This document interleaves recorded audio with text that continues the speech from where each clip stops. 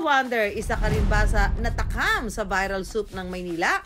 Ito ang tumbong soup, sabaw na gawa sa bituka ng baboy o baka. Pero ang mga taga-Kalatagan, Batangas, hindi raw magpapahuli. Kung sa Maynila ang kanilang pambato, tumbong soup. Ang Kalatagan may tumbong dagat. Pagkasarap sa January, tumbong dagat. Talagang napaka-the best. Tikim na kayo. Pero maka-wonder, hindi ito literal na tumbong ha? Ang tumbong dagat na tinatawag ding kibot at lobot-lobot, isang uri ng sea anemone na naninirahan sa dagat. Nagsisilbi itong tirahan o kaya ay taguan ng mga isda. Binansagan itong tumbong dagat dahil sa pagkakahawig nito sa tumbong.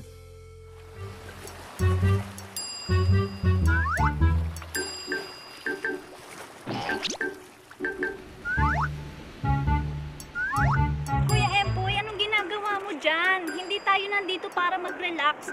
Nandito tayo para manghuli ng tumbong. Tumbong? What? Hindi tumbong mo! Tumbong dagat! Ayun na doon daw. Ay, andun na ba sila? Oo, puntahan natin sila, kuya. Doon daw maraming tumbong. Mariel, halika na. Pwede ba pumasan?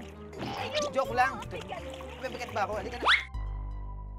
Ang ka-wonder nating si Mariel Pamintuan, hindi lang daw magaling sa aktingan sa Black Rider at Widow's War. Kumakasa rin daw siya sa iba't ibang challenges. Pero makakuha kaya sila ni Empoy ng tumbong dagat? Ow! Muntik na akong mahulog. Sa akin? Hindi sa tumbong. Yes, it's my first Ay. time. How about you? Nako, ako pa tatanungin mo talaga alam mo ba, pag recess, hindi ko alam yung tumbong, ngayon ko nga lang alam to malalaman to So, anong connect ng recess? Recess, that's my favorite subject when I was a kid. When I was in elementary school. Uy! Si Kuya Alvin! Kuya Alvin! Kuya Alvin! Hello! Ang laki mo na! Dati pitos ka lang Kuya Alvin, basta. Para turuan sila kung paano manghuli ng tumbong dagat, to the rescue ang ka-wonder nating si Alvin. Bali, elementary pa ako noon. Nagturo po niya sa akin yung aking tatay na kumuha ng tumbong dagat. Nung pinatikman niya sa amin nung una, parang kami ay bata, hindi pa naman agad namin nagustuhan. Pero nung natikman na namin at palagi rin namin nakakain, ay naging masarap na rin po sa amin pala. Sa totoo naman po niyan ay talaga masarap po ang tumbong dagat. Tay, malapit na ba tayo, Tay? Malayo-layo pa ho. Maghahanap pa ho tayo eh. Tay, kasi baka masilat kami, natatakot ako.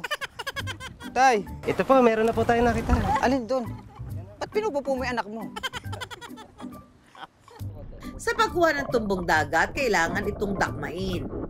Lumulubog siya sa buhangin. Siyempre, ang katapat niyan, buhangin din. Aba, sige. Subukan natin, oh. Ay, ito sa inyo. So, kakalaw-kawin mo siya, talagang ano yung kamay mo, talagang itotodo mo. Oo. Ayan! Yun nga! Ganyan lang pala siya kalito. Ganito, akala ko kanina, malaki. Buhay yan, buhay. Buhay po yan. Kumanda kayo mga tumbong sa aking mga galamay!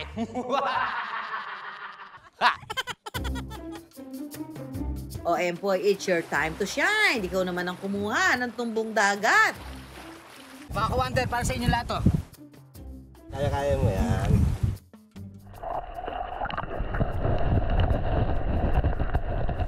Ay, ang galing. Lana. Ay, ang galing. Hindi nakuha.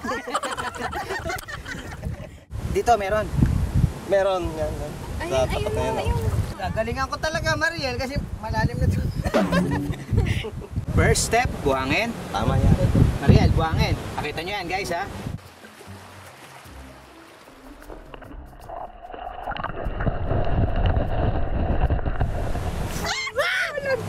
Meron. Meron. Meron. Meron. Meron. Ito na. Ito na. Ito na. Ang cute! Bakit may kasamang bato? Tanggalin mo yung bato. Siyempre, hindi magpapahuli si Mariel. Susubukan niya rin kumuha ng tumbong dagat. Step 1, buhangin. Buhangin. Okay. Okay. Step 2, Laliman. Makipagsapalaran ka, yung kamay mo, talaga itodo mo. Ayan. Tama naman, ano? Tama po. Alvin. Yun! Ang laki naman nun sa'yo! Ang laki ng tumbong! Yeah, Saka na nahuli niya. yummy! Tumbong dagat ba yan? Parang cone ng ice cream. Tumbong yummy! Pagkatapos ng nakakapagod na challenge, saan pa nga ba ang diretsyo ng mga nakuhang tumbong dagat? Makakasama ni Empoy at Mariel ang asawa ni Alvin na si Amelita. Ang lulutuin po natin ngayon ay adobong tumbong dagat. Ay, wow! Sarap. Yan po ba ang specialty nyo? Opo, yan po ang paborito ng aming pamilya. Pamilya. Paano naman po yung pamilya ng iba? Ay, wala po siyang pamilyang iba. Ako lang.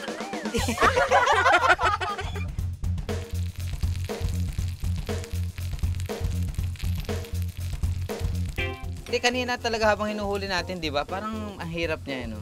Inisip mo, parang nangangagat. Opo. Pero hindi naman po siya, hindi naman po siya nakakatakot hulihin. Kasi guys, lumulubog agad siya sa Oo. buhangin. So, dapat mabilis yung dukwang Yung ng pagkakadakma mo. tumbong. Ano po ay nahugasan na po natin. Pwede na po natin siyang ilagay na po. Igigisa ito at saka titimplahan ng toyo at tubig. Pagkalipas ng ilang minutong pagpapakulo, luto na ang adobong tumbong dagat. Eto na, ang pinaghirapan natin kanina, Mariel, ang mga tumbong dagat na adobo.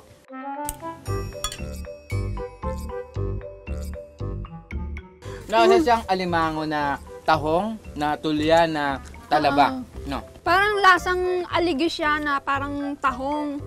Tapos yung texture niya maganit. Lasang-lasa ko yung exotic flavor, lalo na pagka pinakain ko ng nakatitig kay Kuya Empoy. Funny. Pero bukod sa lasa nito, alam niyo ba na ang tumbong dagat, panalo rin ang dalang nutrisyon? Ang maganda po sa kanya ay meron po siyang dagdag na collagen na maaari nating makuha. So si collagen po, nakakatulong po yun para sa pagganda ng balat at saka ng bahagya po sa ating immune system. Masarap talaga yung tumbong dagat. At akala ng mga iba ay ganun-ganun lang. Pero yung experience talaga namin kanina sa sobrang init ng araw, tapos parang feeling namin di kami makakahuli kanina. Akala namin madali lang kumuha, pero ang hirap ha. Di ba mas masarap kumain kapag pinaghirapan mo? Oh, nakakadagdag ng flavor sa kinain natin, di ba? Yung pagod-pagod ka, tapos after, kakainin mo yung hinuli mong mga tumbong dagat. So yun nga, mga ka-wonder, ang overall na aming experience dito sa panghuhuli ng tumbong dagat is napaka-adventure.